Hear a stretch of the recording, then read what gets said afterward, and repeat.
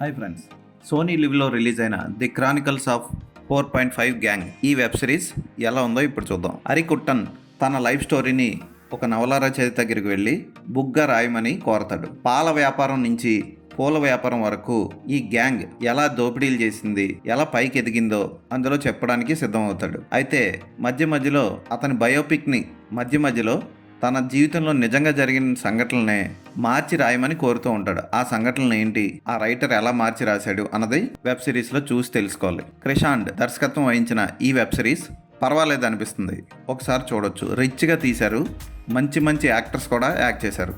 జైల్లో హరికుట్టన్ తన తండ్రిని కలిసి అతని తండ్రి నడుపుతున్న బిజినెస్ని చూసి ఆశ్చర్యపోతాడు. అది చూసిన తర్వాత మనకి ఆశ్చర్యం వేస్తుంది. హరికుట్టన్ కూడా జైల్లో మంచి బిజినెస్ చేస్తాడు. ఈ 4.5 గ్యాంగ్ అంటే ఏంటి అంటే, నలుగురు నార్మల్ హైట్లో ఉంటారు, 5వ వాడు పొట్టివాడు అనమాట. అందుకే ఇది 4.5 గ్యాంగ్.